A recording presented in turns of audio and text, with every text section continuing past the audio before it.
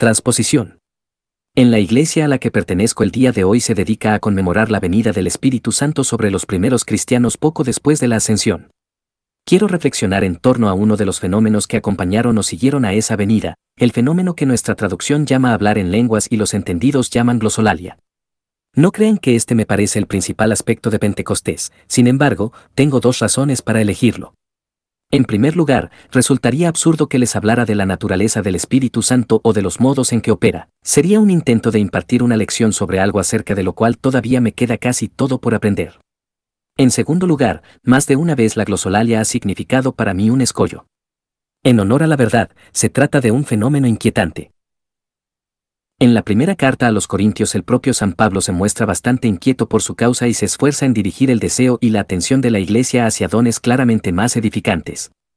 Pero no va más allá.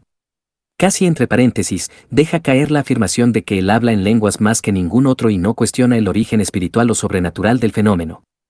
Este es el problema que yo veo. Por una parte, desde entonces hasta hoy la glosolalia ha seguido siendo una variedad de experiencia religiosa intermitente.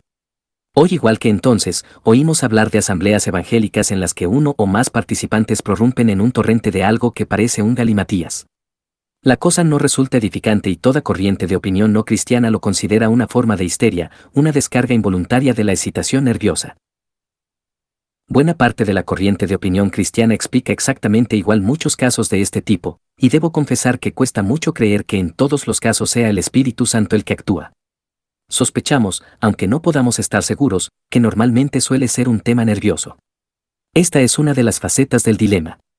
Por otra parte, como cristianos no podemos dar carpetazo al relato de Pentecostés y negar que, después de todo, en este caso hablar en lenguas fue algo milagroso. Porque los hombres no proferían galimatías, sino que hablaban lenguas desconocidas para ellos, pero conocidas por los demás presentes. Y el acontecimiento del que esto forma parte está entretejido en la trama misma de la historia de la Iglesia desde su nacimiento. Es ese mismo acontecimiento el que el Señor resucitado dice a la Iglesia que espere con lo que fueron prácticamente sus últimas palabras antes de su ascensión. Parece, por tanto, que estamos obligados a decir que el mismo fenómeno que unas veces no solo es natural, sino incluso patológico, otras veces, o al menos una de ellas, es una herramienta del Espíritu Santo. Cosa que, de primeras, resulta muy sorprendente y muy expuesto a los ataques. Seguramente el escéptico aprovechará la ocasión para hablarnos de la navaja de Occam y acusarnos de multiplicar las hipótesis. Si la mayoría de los casos de glosolalia tienen su explicación en la histeria, ¿no resulta altamente probable, nos preguntará, que esa explicación se aplique también a los demás casos? Es a este problema al que, con mucho gusto, querría aportar cierto remedio, si es que soy capaz. Y empezaré por señalar que pertenece a una categoría concreta de problemas. Dentro de esa categoría, el paralelo más cercano lo hallamos en el lenguaje y la simbología erótica que emplean los místicos. En ellos encontramos todo un rango de expresiones, y posiblemente de emociones, con las que estamos muy familiarizados en otro contexto y que, en ese otro contexto, poseen un claro significado natural. No obstante, los textos místicos alegan que dichos elementos tienen una causa muy diferente. Y, una vez más, el escéptico nos preguntará por qué la causa que aceptamos gustosamente en 99 casos en los que se da ese lenguaje no debe aplicarse también al número 100. La hipótesis de que el misticismo es un fenómeno erótico les parece mucho más probable que cualquier otra. En términos más generales, nuestro problema estriba en la obvia continuidad entre las cosas que se reconocen como naturales y las cosas que, según se afirma, son espirituales. La reaparición en lo que afirmamos que es nuestra vida sobrenatural de los mismos elementos que configuran desde siempre nuestra vida natural, y, aparentemente, no de otros. Si de verdad hemos recibido una revelación que trasciende lo natural, no es muy extraño que el Apocalipsis solo dote al cielo de un surtido de experiencias terrenales, coronas, tronos y música, que el fervor solo puede encontrar el lenguaje de los amantes humanos, y que el rito en el que los cristianos llevan a cabo una unión mística resulte ser únicamente un acto tan antiguo y familiar como comer y beber.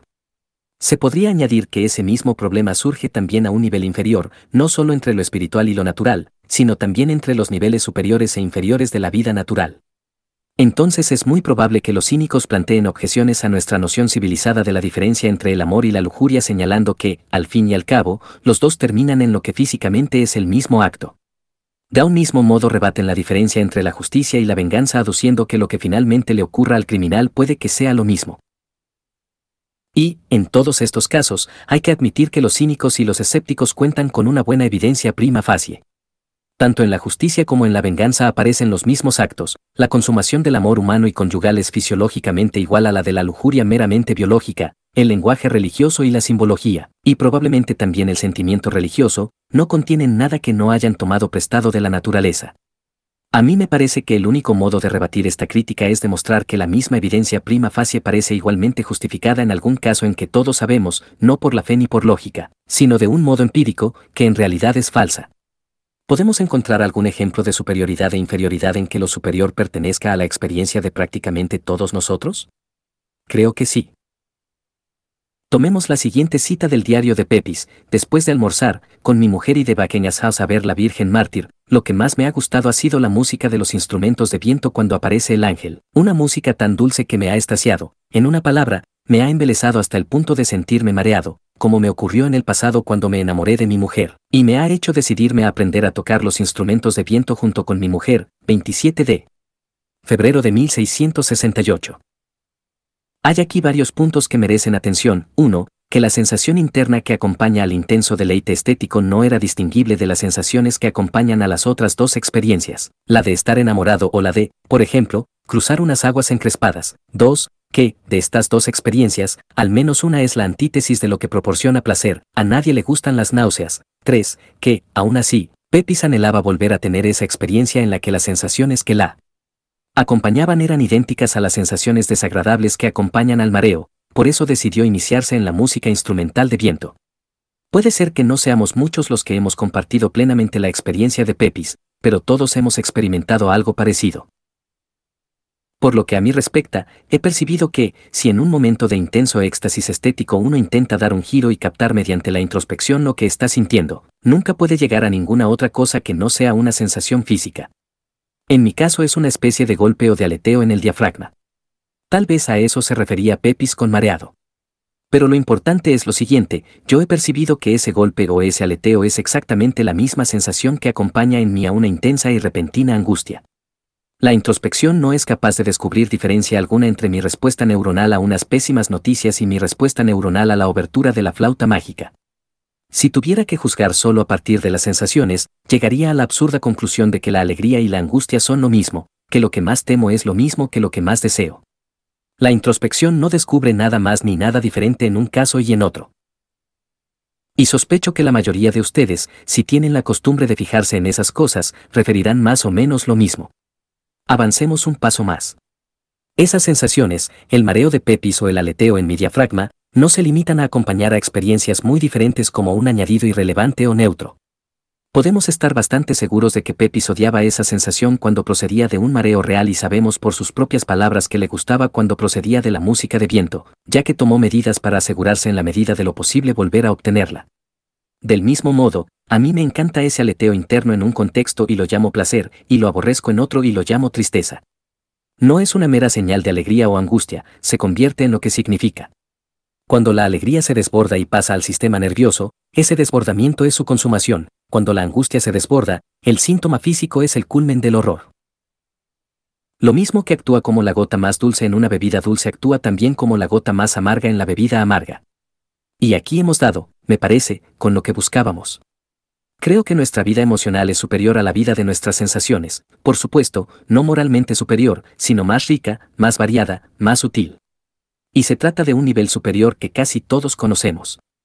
Creo que si cualquiera examina cuidadosamente la relación entre sus emociones y sus sensaciones descubrirá los hechos siguientes. 1. Que los nervios responden, en cierto sentido de un modo más adecuado y exquisito, a las emociones. 2. Que sus recursos son mucho más limitados y las posibles variaciones de las sensaciones mucho más escasas que los de la emoción. Y 3. Que los sentidos lo compensan empleando la misma sensación para expresar más de una emoción, hasta el punto, como hemos visto, de expresar emociones opuestas. Donde tendemos a equivocarnos es al asumir que, si tiene que haber una correspondencia entre dos sistemas, esa correspondencia ha de ser unívoca, que la A de un sistema tiene que estar representado en el otro por A, etc. Pero resulta que la correspondencia entre la emoción y la sensación no es de esa clase. Y nunca puede darse una correspondencia de esa clase cuando uno de los sistemas es mucho más rico que el otro. Si el sistema más rico ha de estar representado de algún modo en el más pobre, solo puede hacerse atribuyendo a cada elemento del sistema más pobre más de un significado. La transposición del más rico al más pobre debe ser, por decirlo de algún modo, algebraica y no aritmética. Si tienes que traducir de un idioma con un vocabulario abundante a otro con poco vocabulario, tienes que poder utilizar algunas palabras con más de un sentido. Si tienes que escribir una lengua con 22 sonidos vocálicos con un alfabeto que solo tiene 5 vocales gráficas, tienes que poder dar a esos 5 caracteres más de un valor. Si tienes que tocar al piano la versión de una pieza compuesta originalmente para una orquesta, las mismas notas del piano que en un pasaje representan a la flauta en otro deben representar también a los violines. Como muestran estos ejemplos, todos estamos familiarizados con esta clase de transposición o adaptación de un medio más rico a otro más pobre. El ejemplo más conocido es el del arte pictórico. En este caso el problema consiste en representar un mundo tridimensional en una hoja de papel plana. La solución es la perspectiva, y la perspectiva significa que hemos de atribuirle más de un valor a una forma bidimensional. Así, cuando dibujamos un cubo, empleamos un ángulo agudo para representar lo que en el mundo real es un ángulo recto. En otras ocasiones, sin embargo, un ángulo agudo sobre el papel puede representar lo que en el mundo real ya era un ángulo agudo, por ejemplo, la punta de una lanza o el tejado de una casa. La forma que dibujas para producir la ilusión de una carretera recta que se aleja del espectador es la misma que dibujas para un capirote. Con los matices ocurre lo mismo que con las líneas. La luz más brillante del cuadro en realidad solo es el papel en blanco, y también el sol, o un lago al atardecer, o la carne humana. Ahora haré 2 observaciones acerca de los casos de transposición a los que nos enfrentamos. Observación 1. Es evidente que en todos los casos lo que ocurre en el medio inferior solo se puede entender si se conoce el medio superior. El ejemplo en el que este conocimiento suele ser más deficiente es el de la música. La versión al piano significa una cosa para el músico que conoce la partitura original para orquesta y otra cosa para quien la oye simplemente como una pieza para piano. Pero el segundo estaría en una desventaja aún mayor si jamás hubiera oído otro instrumento que no fuera el piano e incluso dudara de la existencia de otros instrumentos. Es más, si entendemos los cuadros es solo porque conocemos y habitamos el mundo tridimensional. Si somos capaces de imaginar una criatura que distingue únicamente 2 dimensiones y percibe de alguna manera las líneas cuando se inclina sobre el papel, enseguida nos daremos cuenta de lo difícil que le resultaría entender. Puede que al principio estuviera dispuesto a aceptar en virtud de la autoridad nuestra afirmación de que existe un mundo en 3 dimensiones. Pero, cuando le señaláramos las líneas sobre el papel y le intentáramos explicar, por ejemplo, que esto es una carretera, nos contestaría que la forma que le estamos pidiendo que acepte como un reflejo de nuestro otro mundo misterioso es la misma forma que, en nuestra representación, en otro lugar significa solo un triángulo. Y creo que se apresuraría a decir, vosotros seguid hablándome de ese otro mundo y de esas formas inimaginables que llamáis sólidas. Pero no es muy sospechoso que todas las formas que me ofrecéis como imágenes o reflejos de las sólidas solo resulten ser, una vez examinadas, las mismas formas bidimensionales de mi mundo tal y como yo lo he conocido siempre. ¿No es evidente que ese otro mundo vuestro tan cacareado, lejos de ser el arquetipo, es un sueño que toma prestados todos sus elementos de este? Observación 2. Es importante señalar que no siempre es adecuado aplicar el término simbolismo a la relación entre el medio superior y su transposición en el inferior. En algunos casos es perfectamente aplicable, pero en otros no. La relación entre el lenguaje hablado y el escrito es simbólica. Los caracteres escritos existen únicamente para la vista, las palabras habladas únicamente para el oído. Hay entre ellos una discontinuidad total. No se parecen entre sí, ni son unos la causa de los otros. Uno es simplemente un signo del otro y lo significa en virtud de una convención. Un cuadro, sin embargo, no está relacionado del mismo modo con el mundo visible.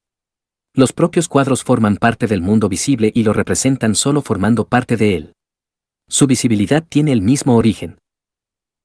El sol y las lámparas de los cuadros parecen brillar solo porque un sol o una lámpara reales brillan sobre ellos, es decir, dan la impresión de brillar mucho porque en realidad brillan un poco al reflejar sus arquetipos.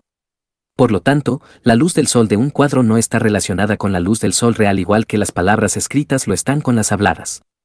Es un signo, pero también es algo más que un signo, y es solo un signo porque también es más que un signo, porque en él lo significado está en cierto modo realmente presente. Si tuviera que dar un nombre a esa relación, no la llamaría simbólica, sino sacramental. Pero en el caso del que hemos partido, el de la emoción y la sensación, vamos mucho más allá aún del mero simbolismo. Porque aquí, como hemos visto, la misma sensación no solo acompaña ni solo significa emociones distintas y opuestas, sino que se convierte en parte de ellas. La emoción desciende físicamente, por decirlo de algún modo, hasta introducirse en la sensación y la digiere, la transforma, la transubstancia, de manera que la misma sacudida que recorre los nervios es placer o es dolor. No voy a sostener que lo que llamo transposición es el único modo posible en que un medio más pobre puede corresponderse con uno más rico, pero sí afirmo que cuesta mucho imaginar cualquier otro. Por eso no es del todo improbable que la transposición tenga lugar siempre que el superior se reproduce en el inferior. Un inciso, me parece muy probable que la auténtica relación entre la mente y el cuerpo sea una relación de transposición. Estamos seguros de que, al menos en esta vida, el pensamiento está íntimamente conectado con el cerebro.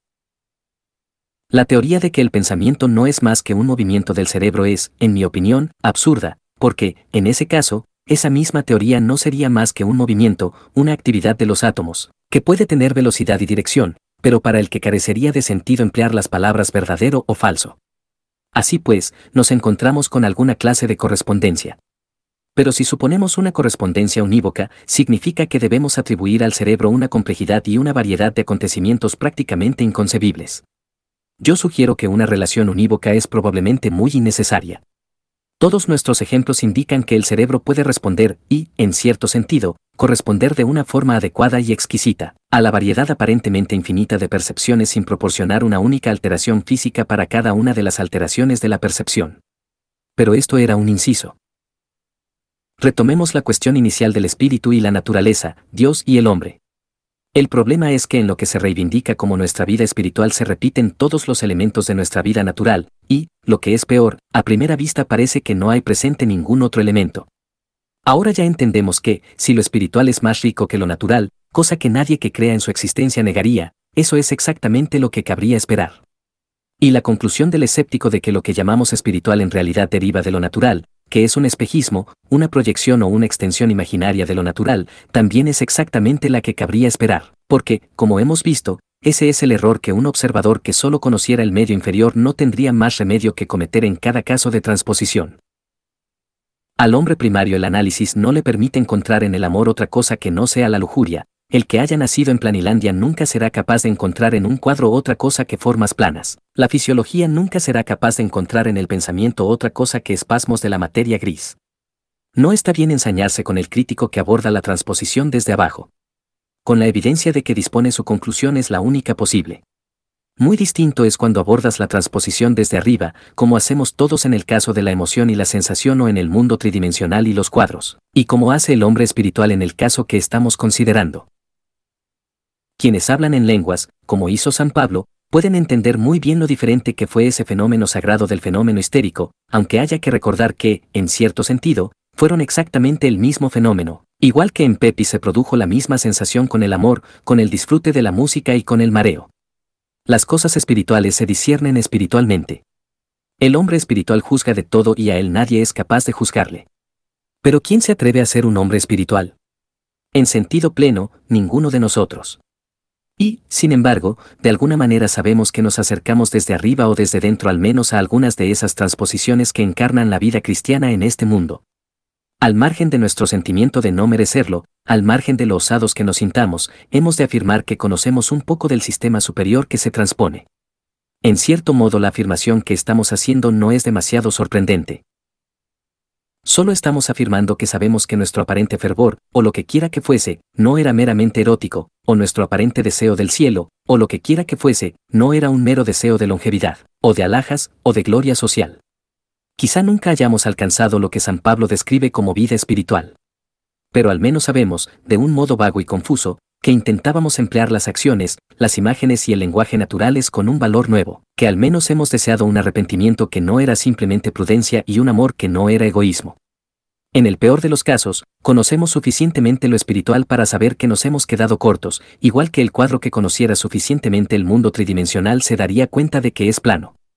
No es solo la humildad, que también, lo que nos lleva a insistir en la vaguedad de nuestro conocimiento. Supongo que, a no ser por un milagro directo de Dios, la experiencia espiritual nunca puede tolerar la introspección. Si ni siquiera nuestras emociones lo hacen, ya que el intento de descubrir qué estamos sintiendo en este momento solo obtiene una sensación física, mucho menos las operaciones del Espíritu Santo. El intento de descubrir mediante un análisis introspectivo nuestra propia condición espiritual me parece algo terrible que, en el mejor de los casos, no revela los secretos del Espíritu de Dios y del nuestro, sino sus transposiciones en el intelecto, la emoción y la imaginación, y, en el peor de los casos, lo que puede ser el camino más rápido a la presunción o la desesperación. Creo que a más de uno esta doctrina de la transposición nos proporciona un apoyo muy necesario para la virtud teologal de la esperanza. Solo podemos esperar lo que podemos desear. Y el problema es que cualquier idea adulta y filosóficamente respetable que podamos formarnos del cielo está obligada a negar a ese estado la mayoría de las cosas que desea nuestra naturaleza. No cabe duda de que existe una fe felizmente ingenua, la fe de un niño o de un salvaje, que no encuentra dificultad alguna. Esta fe acepta sin complejos cuestionamientos las arpas, las calles de oro y las reuniones familiares descritas por los autores de los himnos. Una fe como esa es engañosa, pero no lo es en un sentido más profundo, ya que, pese a equivocarse al confundir el símbolo con la realidad, entiende el cielo como felicidad, plenitud y amor.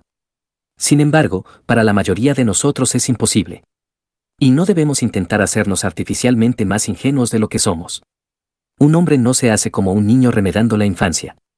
De ahí que nuestra noción del cielo implique constantes renuncias al alimento, la bebida, el sexo, el movimiento, el humor, el tiempo, el arte.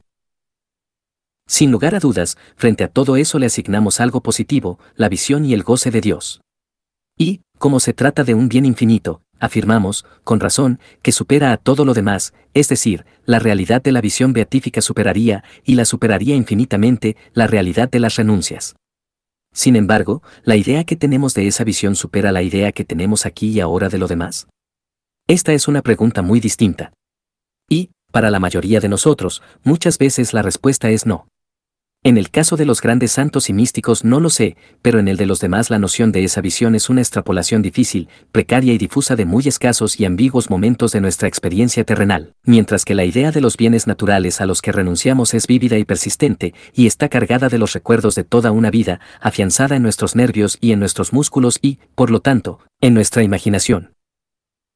Por eso en cualquier competición las cosas negativas, por decirlo de alguna manera, cuentan con una injusta ventaja frente a lo positivo. Y lo que es peor, su presencia, más aún cuando intentamos decididamente eliminarlas o ignorarlas, llega a viciar la noción tan débil y fantasmagórica de lo positivo que tenemos. La exclusión de los bienes inferiores empieza a presentarse como la principal característica del bien superior.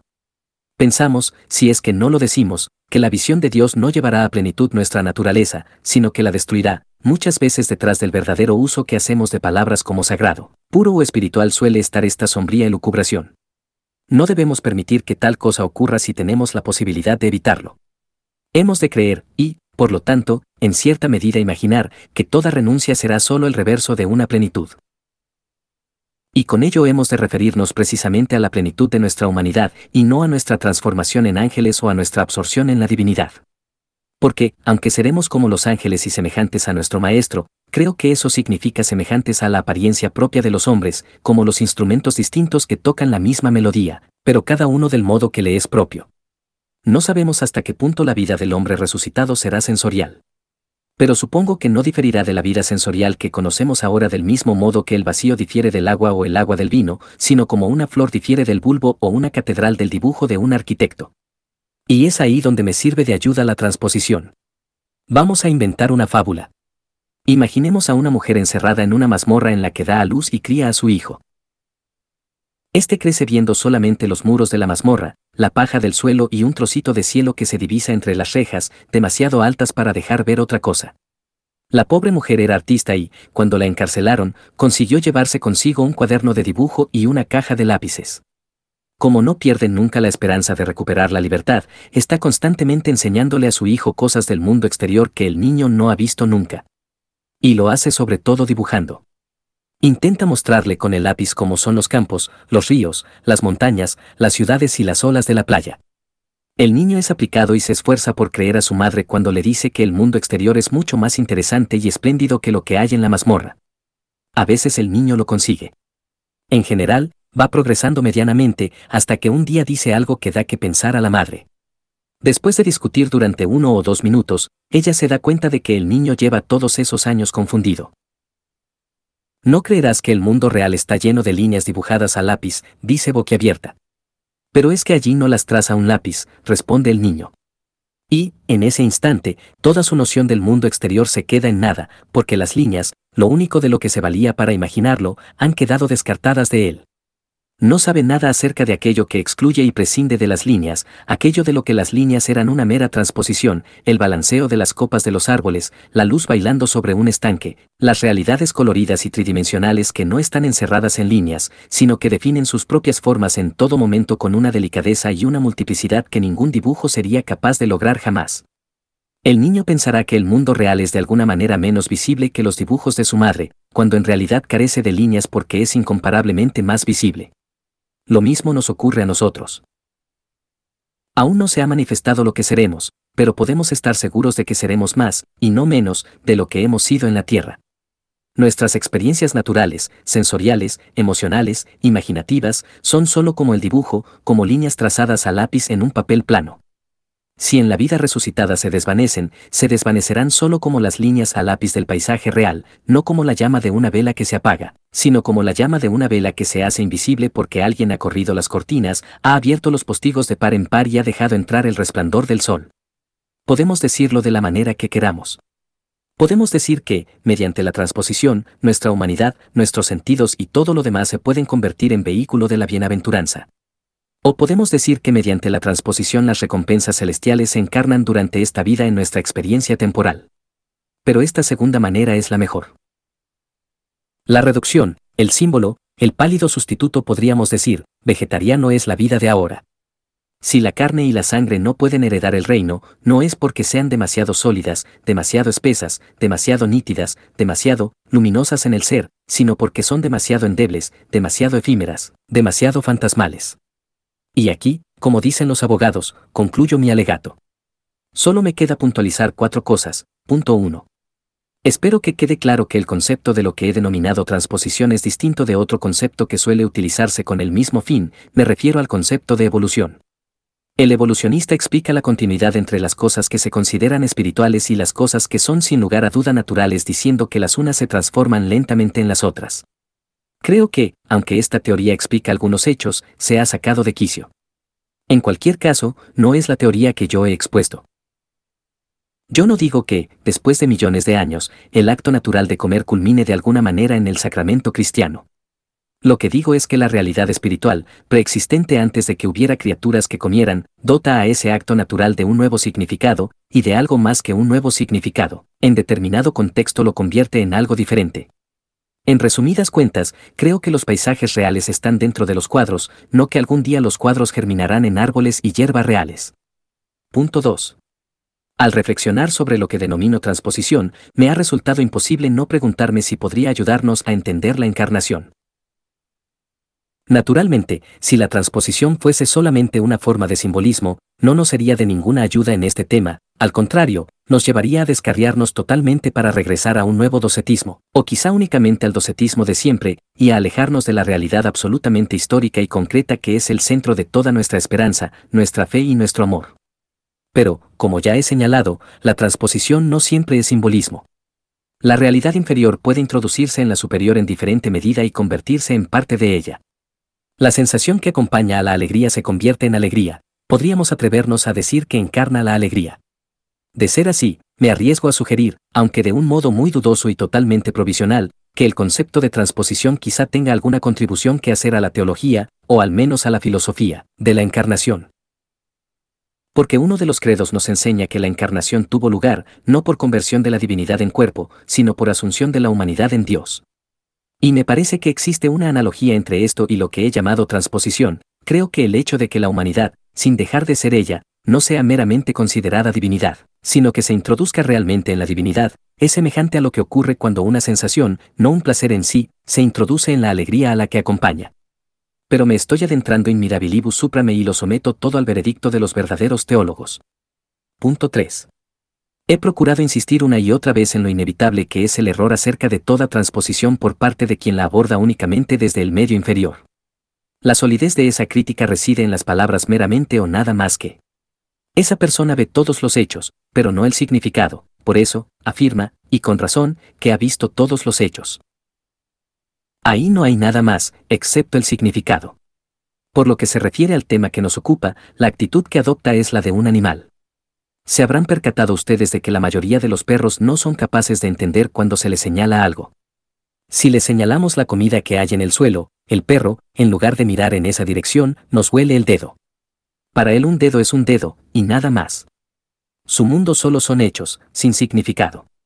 Y, en una época en que lo que predomina es el realismo fáctico, nos encontramos con gente que se deja persuadir deliberadamente por esa mentalidad canina.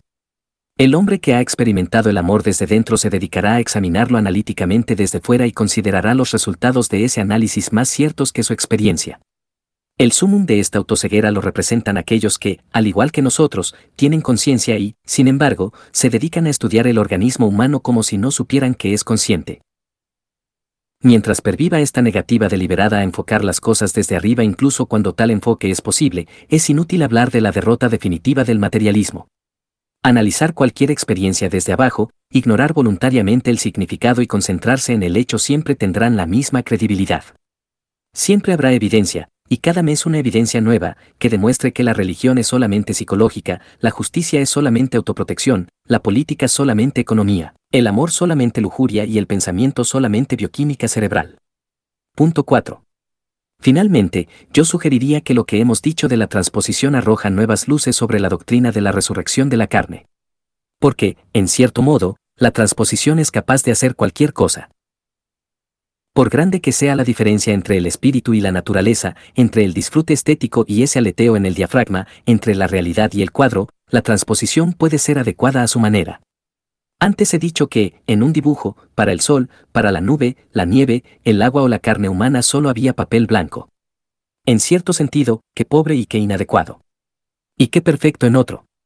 Curiosamente, si las sombras se hacen bien, ese pedazo de papel blanco se parecerá mucho al resplandor del sol. Casi notaremos el frío cuando miremos la nieve en el papel y casi nos calentaremos las manos con el fuego del papel.